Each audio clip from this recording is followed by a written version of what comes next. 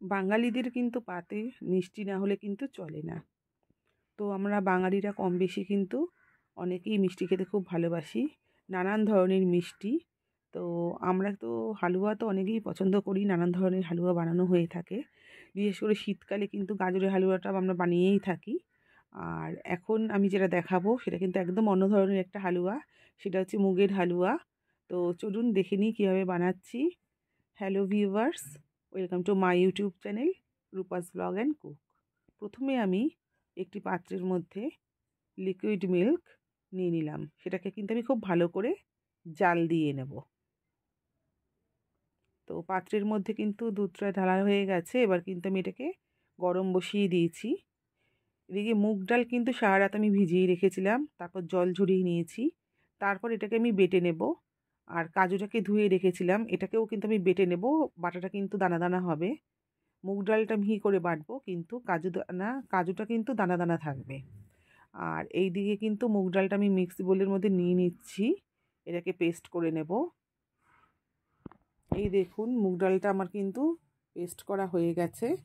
আর কাজুটাও কিন্তু আমি পেস্ট করে নিয়েছি, কিন্তু দানা দানা রয়েছে, মুখে পড়লে যাতে ভালো লাগে। রয়েছে চিনি আর ঘি, খুব একটা বেশি উপকরণ লাগে না। আর সেই দুধটা কিন্তু আমার খুব ভালো করে জাল দেওয়া হয়ে গিয়েছিল। এবার কিন্তু আমি একটা যেই পাত্রর মধ্যে আর কি আমি হালুয়াটা রান্না করব, সেটার মধ্যে আমি দুধটাকে ঢেলে নিলাম। একটা অন্য পাত্রের মধ্যে নিয়ে নিলাম দুধটাকে। এবার এর মধ্যে আমি, যেহেতু দুধটা গরম রয়েছে, এর মধ্যে কিন্তু আমি মুগ বাটাটাকে দিয়ে দিলাম। দেওয়ার কারণ হচ্ছে যেহেতু দুধটা কিন্তু গরম ছিল আর মুগের একটা কাঁচা গন্ধ আছে, সেটা যাতে চলে যায়, এই জন্য আমি কিন্তু ফার্স্টেই কিন্তু মুগটাকে কিন্তু এইভাবে দিয়ে দিলাম। তো আমি কিন্তু নাড়তে থাকবো অনবরত। মুগটাকে দেওয়ার পর কিন্তু আমি এর মধ্যে কাজুটাও কিন্তু একসাথে মিশিয়ে নিচ্ছি, যাতে কাঁচা গন্ধ যেন না থাকে। তো দেখুন এই গরম দুধের মধ্যে কিন্তু আমি অনবরত নাড়তে থাকবো, যাতে কোনো কাঁচা গন্ধ না থাকে। খুব ভালো করে কিন্তু মিলিয়ে নিতে হবে। এটা যতটা ফুটবে ততটা কিন্তু মোলায়েম হবে জিনিসটা, আর খেতেও ভালো লাগবে। আর যতক্ষণ কিন্তু ব্যাপারটা কিন্তু ফুলে ফেঁপে না ওঠে, ততক্ষণ কিন্তু রান্নাটা কিন্তু রেডি হবেও না। তো দেখুন আমি কিন্তু অল্প ঘি এর মধ্যে দিয়ে দিলাম। আমি এখানে 150 গ্রামের মতন ঘি নিয়েছি। যেহেতু হালুয়াতে কিন্তু ঘি না পড়লে কিন্তু ভালো লাগে না, আর ঘিয়ে কিন্তু কার্পণ্য করলে একদমই চলবে না। তো আমি অল্প অল্প করে ঘি দেবো, আর এইভাবে কিন্তু অনবরত নাড়তে থাকবো। ঘিয়ের সাথে যখন এই মুগ ডালটা আর কাজু বাটাটা মিশে যাবে, তখন কিন্তু সুন্দর একটা গন্ধ বেরোবে। মুগের কিন্তু কোনো কাঁচা গন্ধ থাকবে না। তো আমি খুব ভালো করে কিন্তু নেড়ে নিচ্ছি, বারবার নাড়তে হবে।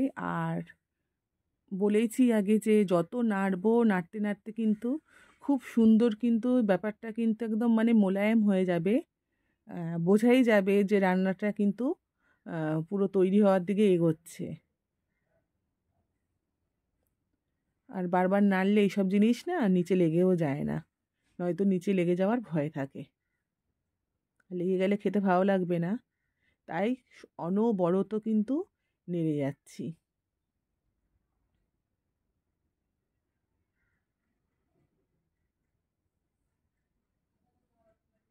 আমি একটু দুধের মধ্যে কেশর ভিজিয়ে রেখেছিলাম, তো সেটা এবার দিয়ে দিলাম, যাতে কালারটা খুব ভালো আসে, দেখতে খুব ভালো লাগবে।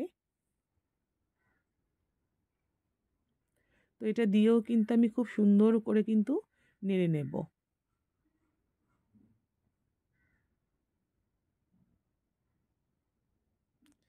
কতটা দুধ ছিল আর কত অল্প পরিমাণে আমি মুগ ডাল বাটা আর কাজু বাটাটা দিয়েছিলাম, দেখো কতটা কিন্তু ফুলে উঠেছে, আর দুধটা কিন্তু একদম টেনে নিচ্ছে।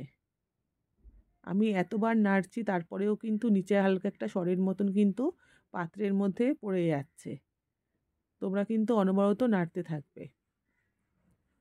আর চিনিটা কিন্তু আমি যখন একটু ফুলে ফেঁপে উঠবে তখন কিন্তু দিলাম, আর অল্প অল্প করে দেবো বারবার করে, কারণ বেশি হয়ে গেলেও ভালো লাগবে না খেতে, আবার মিষ্টি যদি কম হয় তখনও কিন্তু ভালো লাগবে না। তো এইভাবে বুঝে বুঝে দিতে হবে।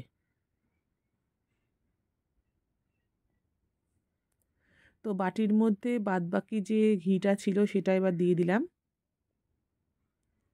তো দেখছো কিন্তু তোমরা যে ঘিটা কিন্তু বেশ পরিমাণে লাগছে। হ্যাঁ, ঘি কিন্তু লাগে এটাতে। হালুয়া খাবে আর ঘি দেবে না তা তো হয় না। হালুয়াতে ঘি লাগে। আর খেতেও খুব ভালো লাগে, নয়তো কিন্তু মুগের যে কাঁচা একটা গন্ধ আছে সেই গন্ধটা লাগবে, ভালো লাগবে না। আর মুগ ডালের সাথে যদি ঘি দিয়ে এইভাবে রান্না করা যায় তাহলে দুটো মিশিয়ে একটা খুব সুন্দর একটা ফ্লেভার তৈরি হয়, যেটা কিন্তু খেতে আর এটার স্মেলটা দুটোই কিন্তু ভালো লাগে খুব। তো দেখো নাড়তে নাড়তে কত সুন্দর কিন্তু মোলায়েম হয়ে গেছে, আর চারদিক দিয়ে কিন্তু ঘিটা কিন্তু ওপরে ভেসে উঠছে। আমি আরেকটু ফুটিয়ে নেব।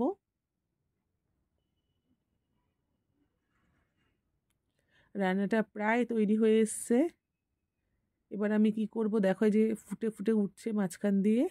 তোমাকে বুঝতে হবে যেটা তৈরি, কিন্তু বেশি ফুটিয়ে ফেললে কি হবে, শুকিয়ে যাবে ব্যাপারটা, খেতে ভালো লাগবে না, দেখতেও ভালো লাগবে না।